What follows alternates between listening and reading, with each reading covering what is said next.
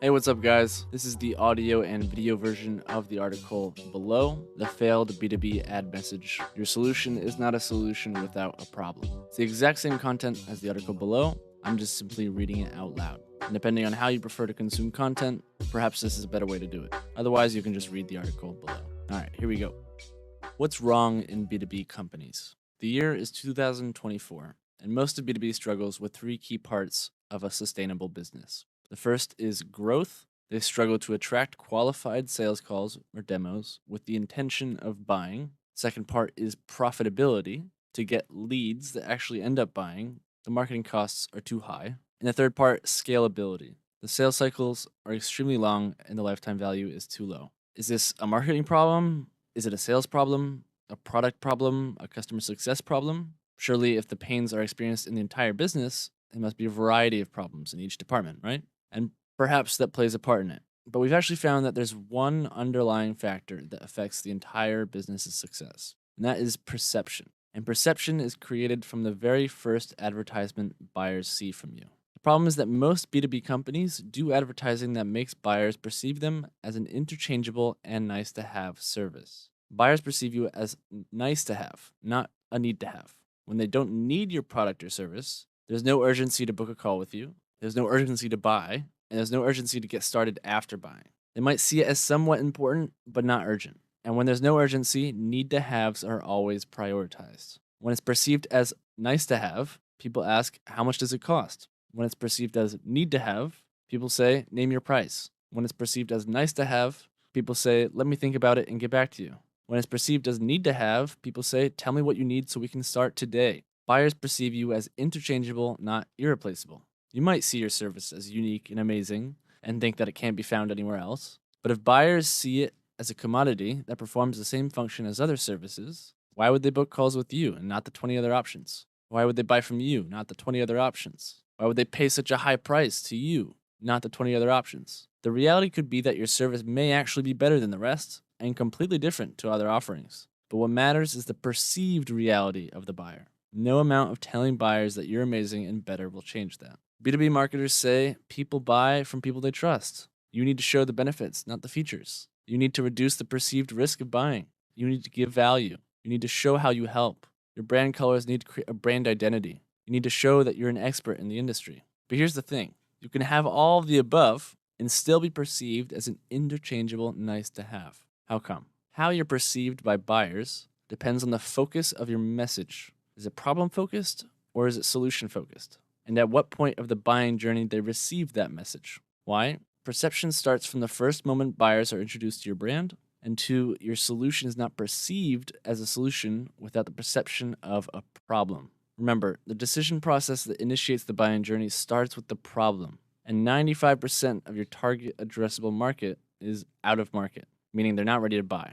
That's because they aren't aware of the problem or of how the problem is causing them their current pains. When you make your solution the focus of your top of funnel ad messages, buyers perceive you as an interchangeable nice to have service. When you make the problem the focus of your top of funnel ad messages, buyers perceive you as the irreplaceable need to have solution. Just a side note to be clear, we're not advocating for never talking about the solution. The farther the buyers go into their buying journey, naturally, the more they will need to understand the solution to that problem. But in the beginning of the journey, the message needs to be focused on the problem. We call this buying journey alignment. In the beginning of the buying journey, the focus is about the problem, and then it transitions into being about the solution. The difference between the two messages is the difference between ad campaign budget waste and ad campaign success. Advertising the solution and the top of funnel results in being perceived as an interchangeable nice to have, which results in being deprioritized and ignored, which means few high intent inbound calls.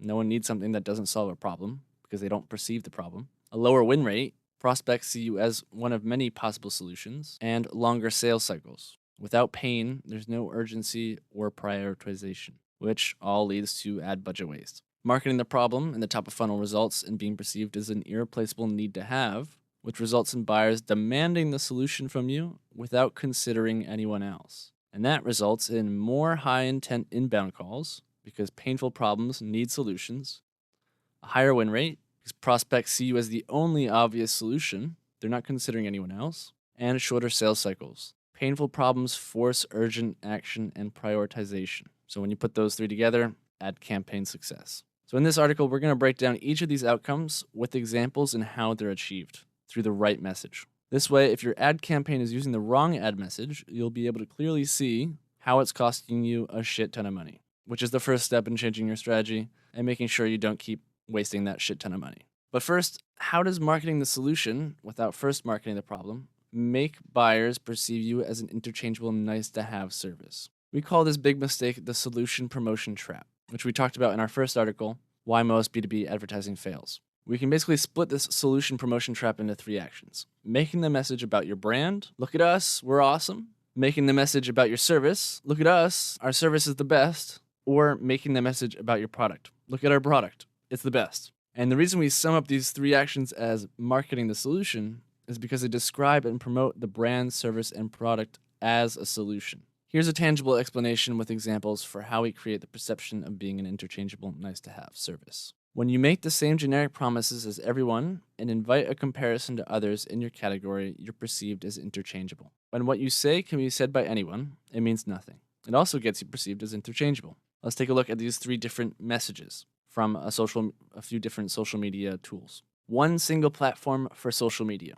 Message 1. Best social media and online presence management platform. Most innovative and revolutionary product, guaranteed excellence for your businesses. Message 2. The all-in-one AI marketing calendar for content, social, and beyond. That's message 3. If this is the first thing you see from their brands, if you even read them in the first place, you will see the companies as the exact same thing. Why? Is there a social media management tool that doesn't promise to be all-in-one? Is there a social media management tool that doesn't think they're the best? Is there a tool that doesn't promise organization? It's making the same generic promises about their solution. Most attempt to show that their brand, service, or product is incrementally better, faster, easier to use than others in a category. They say, the best employee communication tool, or we get you results 5 times faster than other franchise marketing services. Easiest to use client onboarding platform. Christopher Lochhead calls this the better trap. It's pretty logical. If buyers know we're the best brand with the best service, they'll buy from us, right? Well, like usual, B companies completely forget to consider the buyer's point of view. When seen from the eyes of a modern digital buyer, suffering from choice overload, too many choices and all of the same promises, all this tells them is that you are completely interchangeable. When you say you're the best kind of X, it's only telling them you're not different from any other X. Remember, marketing is not about reality, it's about the perception of reality. Trying to convince buyers that you're the best doesn't change their perception because no one believes you. So that is an example of inviting a comparison. So both of these mistakes here get you perceived as interchangeable. So what creates a perception of being nice to have? When you don't address a painful problem. Benefits, products, services, and brands are all nice to haves. It'd be nice to accelerate growth. It'd be nice to unleash our potential, whatever the fuck that means. It'd be nice to have an all-in-one platform for whatever category. It'd be nice to work with a brand that puts the customers first. Why isn't any of the ad messages that I just listed a need to have? Because it doesn't address any current pain or potential pain created by a problem. Anything else can be deprioritized and pushed off for the future. So now that we understand the difference between the perceptions of being irreplaceable need-to-haves or interchangeable nice-to-haves, let's compare how it affects what your marketing and sales teams care most about. Financial outcomes. Inbound calls, intent, win rates, sales cycles, and customer acquisition costs. First outcome. When you market the problem, you get more high-intent inbound calls. That's because painful problems need to have solutions. This is the outcome that the marketing team would like to hear. When the painful problem you solve becomes visible and understood by the buyers, they demand the solution from you. This is why we don't just say you get more booked calls or demos. You get more high-intent booked calls. Let's look at an example. Before working at Black Camel Agency, I offered a LinkedIn demand creation service. One of my B2B clients, a franchise marketing agency, in the first few months of launching their LinkedIn ad campaign, was getting several qualified and high-intent inbound booked calls each week. Prospects weren't being begged to get on a call. They weren't being tricked to get on a call with fancy schmancy sweet talk. They most certainly weren't downloading an ebook on industry trends, only to then be called by a sales rep. So what did we do? The client and I marketed the problem, and we educated about it. The message was about the problem. And as a result, Buyers were going out of their way to book a call because they realized it was a problem they needed to solve. They saw that the problem was causing them tons of pain, resource waste, and marketing strategy confusion. These weren't calls to buy a $10,000 rebranding package. They were deals that result in $100,000 to $300,000 in monthly recurring revenue for years down the road. And the best part is that the monthly ad spend to get all these was below $1,000 a month. They could have made an advertising message that said, "We know franchise marketing more than anyone." Could have said, "Look at us, we're on a mission committed to excellence." Or, "Here's an ebook on general franchise trends." Or, "We're the best franchise marketing agency." Instead, they said, "Here's your problem and the pains it creates." Buyers don't perceive the brand as an interchangeable, nice-to-have service. They perceive it as the irreplaceable need-to-have solution to a massive problem. A valley is not a valley without a mountain.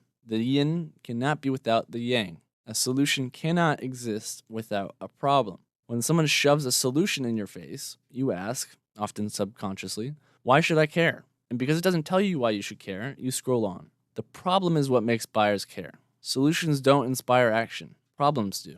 That's because problems are about them, the buyers. Your solution, or your product, brand, or service, is about you. Problems are what initiate the buying journey. A problem that people can't go around. A problem that causes them pain now. A problem that will cause even more pain the longer it goes unsolved. A problem that, if unsolved, will prevent them from achieving their desired outcome. A problem that, when solved, unlocks specific benefits. Again, this is why a solution to a problem is a need to have. So, a general rule of hoof, I'd say general rule of thumb, but we are black camels. The more visible the pain and the clearer it is that the problem causes that pain, the higher the perceived value is of your solution. An increase in perception of the value of your solution results in an increase in high intent booked calls. Remember that. Outcome number 2 of marketing the problem.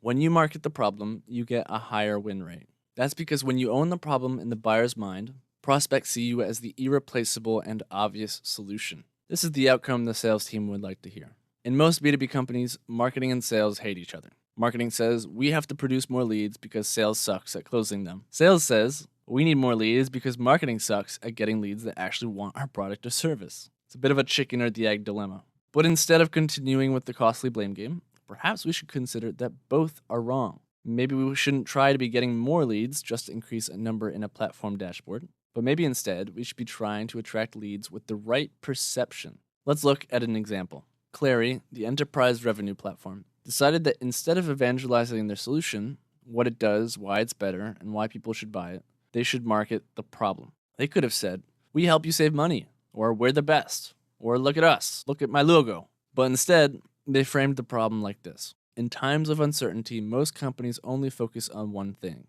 cutting costs. But that's only half a strategy. A full strategy requires managing costs and revenue. Actually, it's not simply managing revenue, it's managing time to revenue.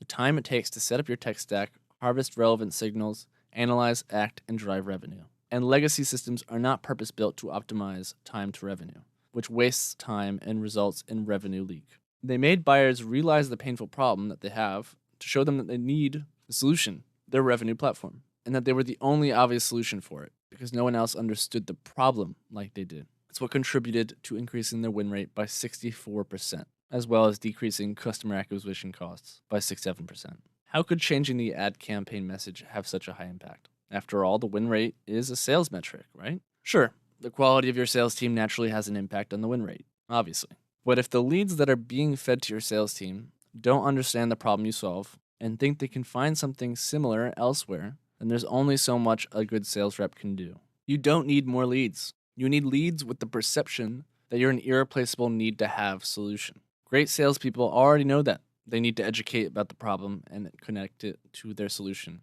It's lesson number 1 in sales. But although this is obvious for salespeople, us marketers have forgotten the importance of the problem. To achieve true alignment, both marketing and sales need to work together to make the problem highly visible, own it in the buyer's mind, and connect it to the solution. What does it mean to own a problem in the buyer's mind? The 5th law of marketing in the 22 Immutable Laws of Marketing, published in 1993 by Al Rice and Jack Trout, is called the Law of Focus. To quote them, "You burn your way into the mind by narrowing the focus to a single word or concept. It's the ultimate marketing sacrifice." When buyers think of your brand, the instinct is to think of that concept. In B2B, that concept should be the problem. We need to narrow the focus to the problem, claim it, and own it. Let's use an example we're all familiar with to understand why. You're feeling sick.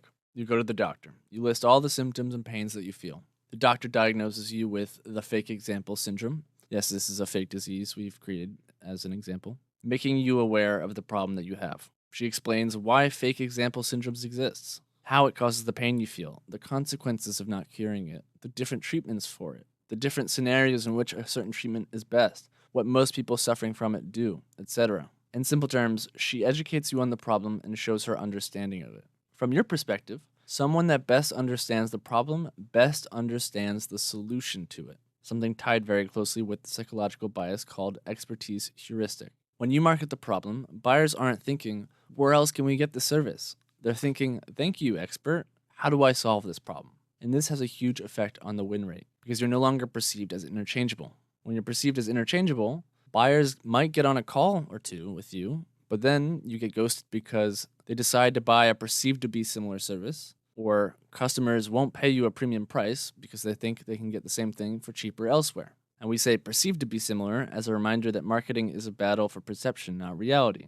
Your service might be the best solution, but buyers might not see it that way. So, another general rule of camel hoof, number 2, the more you show your understanding of the painful problem and make them aware of it, the more they think you are the only one that can solve it properly. This means less ghosting and deal loss. Outcome number 3 of marketing the problem. When you market the problem, your marketing funnel and sales pipeline moves faster. Painful problems force urgent action and prioritization. This is another outcome both your marketing and sales team would like to hear. What's the difference between going directly to the emergency room right now and your yearly checkup a year from now? The emergency room visit is a need to have, and their yearly checkup is a nice to have. What creates the difference in perception? The awareness of a problem that causes pain now. Let's say you're preparing dinner at home. Your 5-year-old keeps distracting you. You're cutting up some carrots, but you concerningly look over at your kid because he's pulling on your not so kid-friendly cat's tail. And oops, you look back at the cutting board. That wasn't a carrot. Silly you, that was your finger.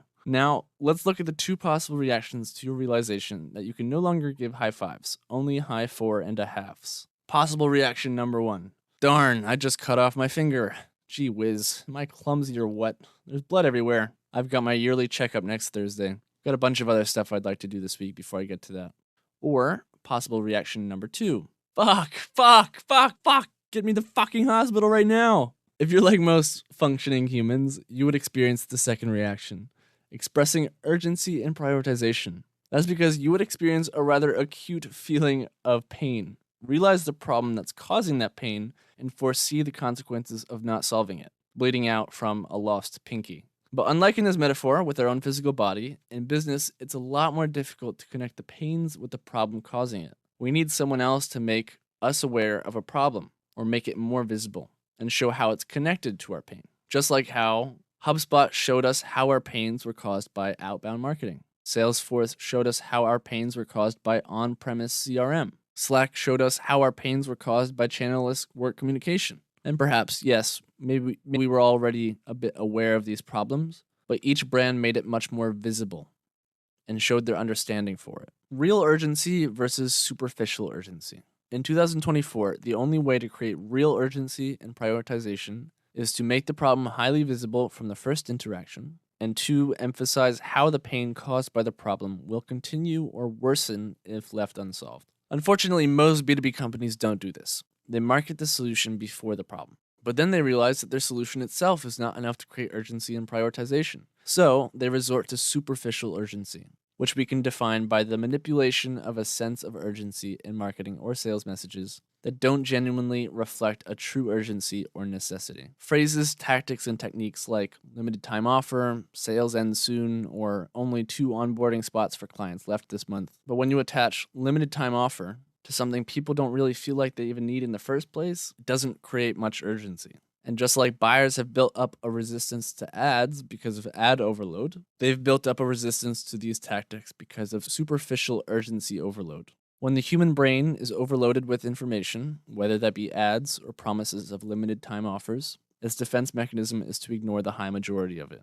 Superficial urgency simply doesn't work like it used to. The lack of urgency in buyers is most visible in sales conversations, but it starts in the marketing funnel or the research stage, from the very first moment you interact with them. Urgency in the marketing funnel, in the research stage. According to Forrester Research, 68% of B2B buyers prefer to research on their own online. 60% prefer not to interact with a sales rep as the primary source of information. So, what this means is that a buyer might meet the criteria to be ready to buy, but doesn't go out of their way to do their own research because it's not clear to them why they should. The reality could have been that they had the financial means and should have bought the service 3 years ago, but they didn't because nothing was creating the urgency and prioritization that was pushing them along in the buying journey. Let's compare two buyers. Buyer A sees your attention repellent ads over and over, marketing your solution in an extremely boring way. Great, that service would be nice to have, but I've got other pressing matters right now. I'll keep scrolling. And only after 3 years of seeing your ads over and over again, they finally end up clicking through to your website. It took 3 years to initiate the buying journey. Buyer B sees your problemotional ad, where you make the problem visible and memorable. Oh wow, that's a big problem that I have. I didn't even realize I'm losing a bunch of money right now. And then they click through to start learning more about the problem and how to solve it ASAP, as soon as possible. Instead of taking 3 years to initiate the buying journey, they start now because they understand the painful problem, which tells them why they should start now. We use this little example to explain that by marketing the problem, it doesn't just speed up the sales cycle, it also speeds up the marketing funnel. If 68% of B2B buyers prefer to do their own research online, we need to get them to start doing their research now. There's no sales rep that can urge them along. If we go back to our buying journey graphic from the beginning, we can see how buyer A didn't care about the solution and buyer B did. Buyer A was still in the unaware stage, and buyer B was in the problem-aware stage. If the problem is not well established, buyers remain in the unaware or problem-aware stages longer, delaying their progression to the solution-aware and decision stages. Part 2, urgency in the sales pipeline, the conversation stage. Yeah, it sounds good. Let us think it over a bit and get back to you. I definitely see how it helps. We just have more pressing matters right now. Hey, something came up. Could we reschedule the call for next week? Does any of that sound familiar to you? Maybe if you're not in sales, it won't be super familiar, but to your sales team, maybe. The buyers that you're in contact with might be interested, but they push it off into Neverland, always politely reassuring that they're interested, apologizing for being busy, and blaming emergencies until eventually they're no longer responding to your messages. If you've heard any of this coming from your prospects, that's a big red flag. What they're really saying is, we don't think buying is an urgent priority. And this isn't the fault of the sales team. It's because the problem wasn't well established in the buyer's mind from the beginning. Many sales gurus will argue that the best way to shorten the sales cycle is to reduce friction. The typical solution to the lack of urgency in both areas are quick fix tactics that only result in incremental improvements. At Black Camel, we're more into big fucking improvements. But hey, maybe incremental is more your thing. We'll only judge you a lot. Outcome number 4, this is a shorter one. When you market the problem, you achieve lower customer acquisition costs. When your ads are effective, less ad spend is needed and profitability is maximized. This is the outcome your CFO would like to hear. This one isn't rocket science. When you're perceived as an irreplaceable need-to-have, get more booked calls and demos that close more and faster, you can reduce costs from ad spend, ads that work don't require as many eyeballs, sales training, no need to train sales when buyers are already handing you money, travel costs, no need for constant traveling when buyers buy from fewer meetings, and sales reps and marketers' salaries. No need to hire more to get the results you want. Just to be clear, we are not advising you to lay your sales reps and marketers off. We're just saying that you won't need to hire more to get the same results. Growth, profitability, and scalability are all achieved when your advertising has the right message, but only when it's actually heard and remembered. So what we're saying about the problem is important in creating the right perception. But what about how we're saying it? Just because we're advertising the right message doesn't guarantee that the message is heard, remembered, or shared. This is where the second part of problemotional comes into the picture, the emotional part of problemotional. This article focused on the message about the problem, and the next article we're going to talk about how to communicate the message emotionally.